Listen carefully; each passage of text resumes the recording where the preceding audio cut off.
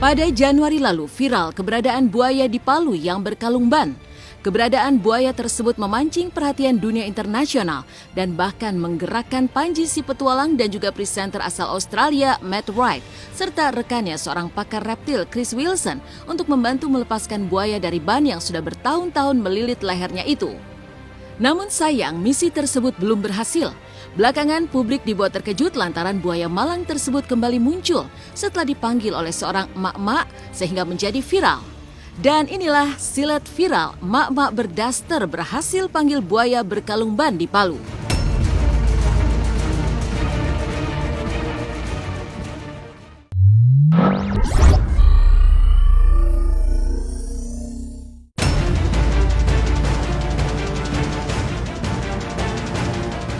Setelah keberadaannya sempat tak diketahui selama berbulan-bulan, pasca misi penyelamatan yang gagal, buaya berkalung ban di Sungai Palu, Kota Palu, Sulawesi Tengah tiba-tiba kembali muncul dan membuat heboh warga sekitar Selasa kemarin. Dalam video yang beredar di media sosial, tampak seorang perempuan berbaju merah dan berkerudung putih corak hitam berdiri mematung di tepi sungai seperti sedang berkomunikasi. Tidak berapa lama kemudian, tanpa diduga, muncul buaya berkalung ban dari dalam sungai. Buaya yang tampak sehat itu terlihat jelas membuka mulutnya, namun tetap diam meski emak-emak berhijab tersebut berada tak jauh darinya.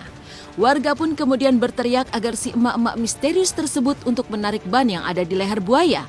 Namun si emak-emak bergeming dan lebih memilih memperhatikan buaya itu dengan seksama dari tempatnya berdiri. Video ini pun lantas menjadi viral di media sosial.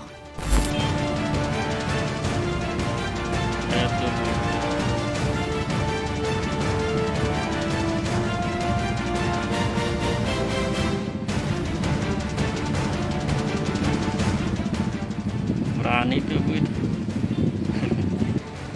Ramenya.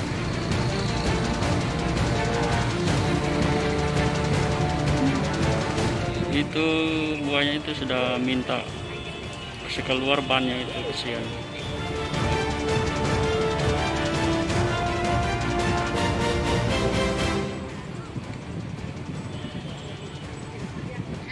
Tante ini cara aku sama dia.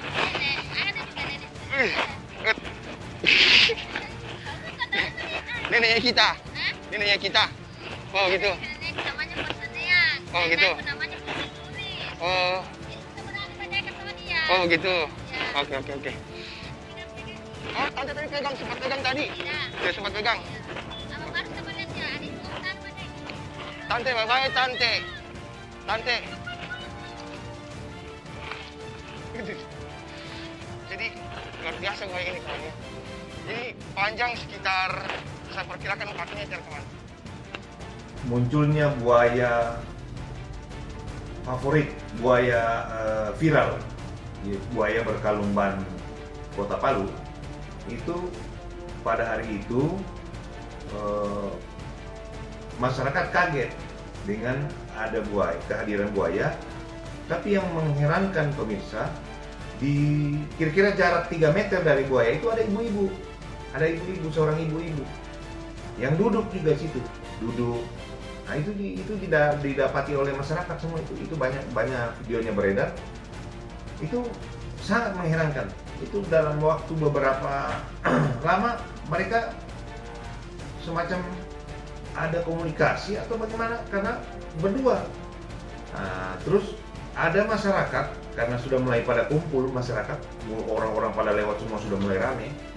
Jadi ada masyarakat seorang bapak mendekat ke ibu itu. Begitu dia mendekat ke ibu itu, buaya itu langsung lari masuk ke air lagi. Jadi sepertinya memang mengherankan ya, kenapa kok seorang ibu-ibu itu bisa mendekat? Jaraknya kurang lebih 3 meter kalau menurut cerita masyarakat yang ada sekitar situ yang sempat menyaksikan itu. Itulah hebatnya emak-emak gitu. Jangankan buaya, dia di jalan aja sen kanan belok ke kiri itu selalu menang. Emak-emak selalu benar di situ. Jadi jangankan kita buaya aja bisa dideketin, bisa ditaklukin sama emak-emak. Itulah hebatnya emak-emak. Mantap emak-emak. Tapi yang namanya mungkin setiap saya selalu yakin tentang sebuah koneksi di antara makhluk hidup. Jadi mungkin koneksi buaya itu dengan kebetulan nenek-nenek itu yang bisa manggil dia mungkin atau kebetulan buaya itu lagi keluar, nenek-neneknya lagi di sana, kan kita nggak tahu.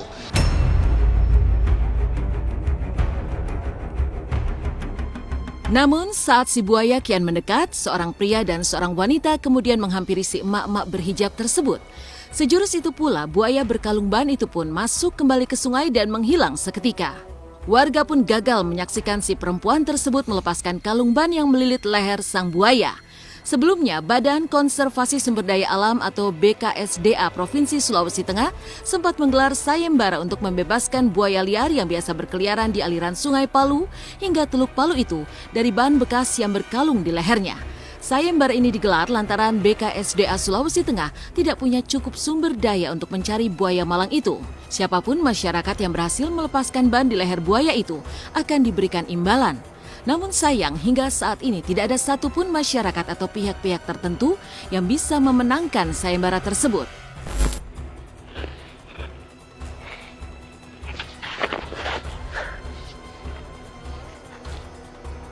Oh, dia tenggelam, kawan. Dia tenggelam. Dia tenggelam. Bahaya kalau dia tenggelam, kawan. Oh, dia muncul kembali. Ini besar sekali, kawan. Jadi dia berangkat ke sana, kawan. Teman-teman bisa lihat ya.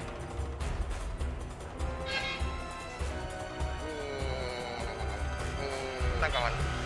Dia di sana sekarang. 4 meter kurang lebihnya. 500-an beratnya ya. Kalau berat ke 500. Lebih ya? Iya. Oh, 5 di depan itu. Jadi kawan, buaya berkalung ban itu, jari kakinya itu kawan ya, yang di depan itu 5, yang di belakang itu 4. Karena ibu ini tadi sangat dekat dengan buaya berkalung ban itu, kawan. Ada seorang bapak-bapak pergi mendekat lagi ke ibu itu, jadi buaya itu langsung lari. Padahal kan sebelumnya dengan ibu itu kan mereka kayak akur aja, akur begitu ya. Maksudnya kayak bersahabat. Mungkin ada komunikasi atau bagaimana? Ya kurang tahu juga. Ada cerita masyarakat katanya ibu itu mungkin bisa berkomunikasi atau bagaimana ya, itu kita tidak tahu. Tapi memang ada cerita begitu karena buaya-buaya di Kota Palu ini masih katanya jelmaan dari manusia. Gitu menurut cerita dulu.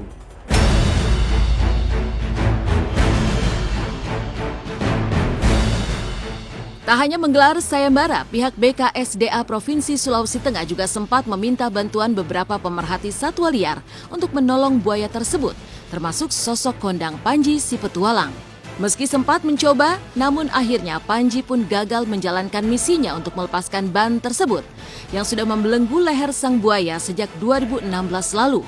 Begitupun presenter Australia Matt Wright bersama pemerhati reptil Chris Wilson yang tergerak untuk ikut operasi penyelamatan buaya berkalung ban pada Februari 2020 silam. Namun usaha mereka pun tidak membuahkan hasil.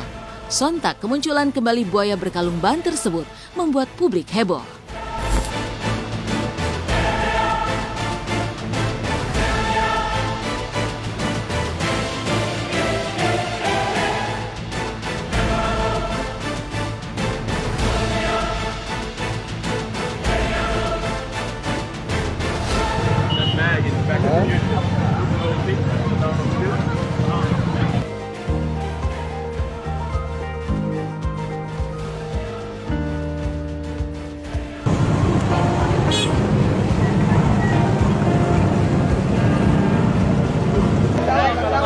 Tidak ada masalah.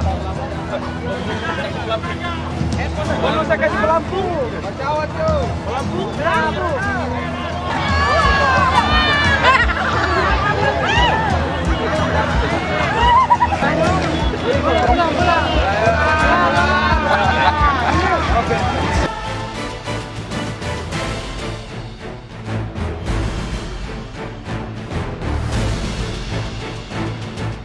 Ini Panji masih ada di atas perahu karet bareng sama rekan-rekan dari Polairut yang setia membantu Panji sejauh ini.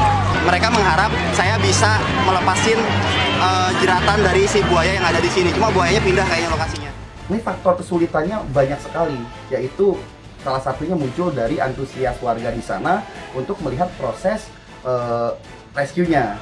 Jadi ya tentunya sangat terganggu. Kenapa? Karena ketika kita merescue, kita butuh ketenangan ya teman-teman. Kita tidak bisa diganggu oleh manusia lain, apalagi dengan banyak orang seperti itu. Karena itu akan membuat hewan risih dan akhirnya pergi kayak gitu. Sangat banyak sekali warga di lokasi rescue, akhirnya membuat buaya itu nggak mau dekat dan akhirnya kabur kayak gitu teman-teman. Jadi memang tingkat kesulitannya sangat susah. Walaupun kita memiliki alat yang udah canggih sekalipun, ini kayaknya sulit untuk kita bisa nge-rescue itu buaya berkalumban. Tapi mungkin setelah pandemi saya akan coba lagi untuk ke sana. Mudah-mudahan berhasil dengan teknik-teknik baru yang udah saya siapkan untuk buaya kalumban.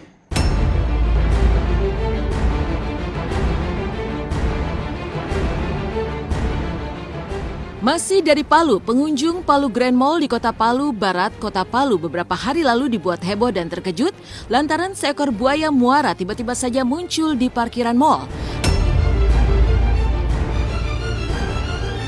Buaya berukuran panjang 1,9 meter dan memiliki lingkar badan 88 cm tersebut bahkan sempat pula berjalan di area parkiran mall. Pihak Dinas Pemadam Kebakaran dan Penyelamatan Kota Palu yang datang ke lokasi akhirnya berhasil menangkap dan kemudian menyerahkan buaya tersebut ke pihak BKSDA setempat. Diduga kuat buaya tersebut berkeliaran sampai halaman mall lantaran habitatnya mulai terganggu. Maklum saja karena lokasi Palu Grand Mall memang dekat dengan Pantai Talise. Gigi motornya, gigi motor. Gigi tanya, gigi motor.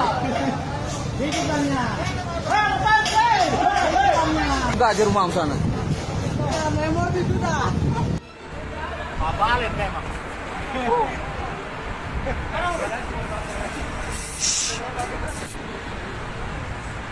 Perkara apa bisa buat dokumentasi?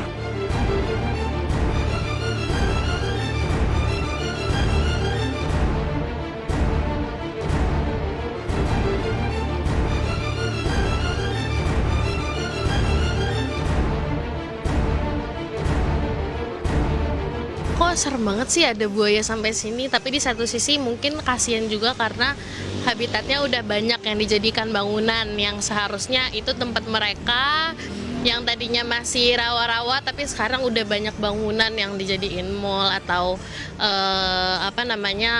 gedung-gedung gitu. Kalau seperti itu ya harus cepat ditanganin kan. Itu kan memang udah ada ahlinya yang memang kayak tempat penangkaran buaya atau tempat pelestarian hewan supaya juga tidak punah gitu loh. Kan sayang kalau sampai punah.